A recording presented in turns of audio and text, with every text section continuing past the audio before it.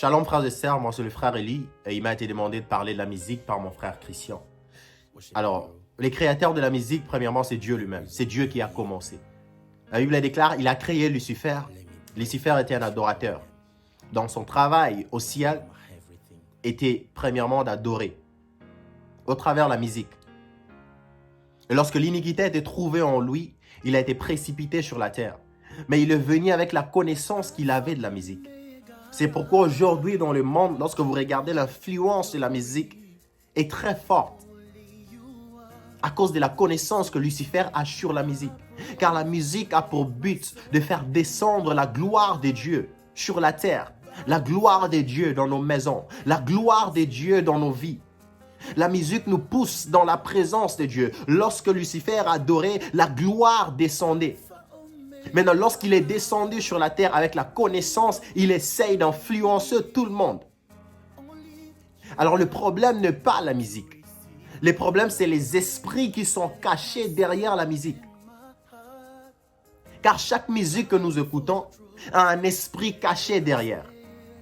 La Bible déclare ceci dans le livre de 1 Samuel, chapitre 16, verset 23. Lorsque David jouait à la harpe, les esprits mauvais qui tourmentaient Saoul s'est retiré, s'est calmé. Alors, il y avait transfert d'esprit.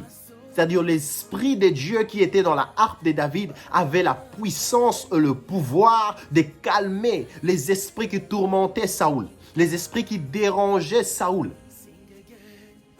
Lorsque David jouait à la harpe, ces esprits obéissaient à la musique de David. Alors les secrets, ce n'était pas dans la musique. Les secrets, c'était dans l'esprit qui était caché derrière la musique de David.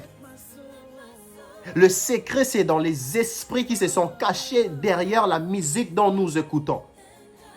Parce que ces esprits ont des influences négatives dans nos vies. Car la musique est un acte physique qui a des effets spirituels. C'est-à-dire, David jouait à la harpe physiquement.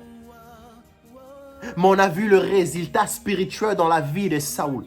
De la même manière, la musique dont nous écoutons sur la terre a des influences négatives ou positives dans nos vies.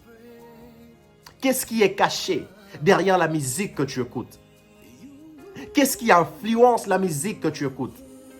Alors, le problème, c'est la source d'inspiration. Qui est la personne qui a inspiré cette musique, oh mon Dieu? Qui inspire la musique dont nous écoutons? Car c'est ce qui vient de l'intérieur qui influence l'extérieur.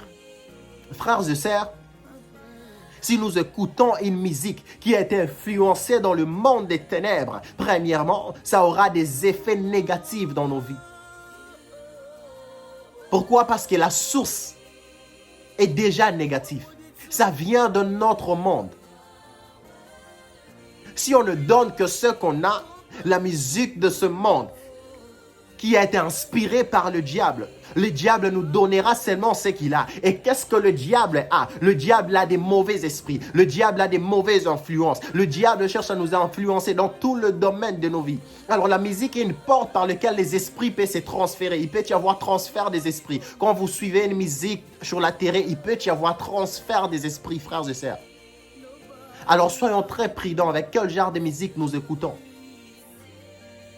Parce que le but de Dieu est que cette musique influence nos vies. Le but de Dieu est que nous soyons des instruments par lesquels il va passer pour manifester sa gloire au travers de la musique.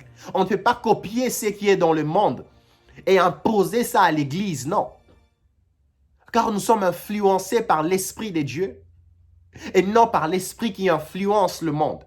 Alors si David pouvait délivrer Saoul au travers de la musique, donc notre musique a la puissance, a le pouvoir de délivrer, de libérer, de chasser les mauvais esprits.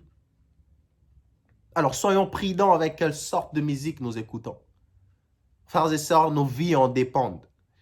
Dieu a besoin que nous influencions cette génération.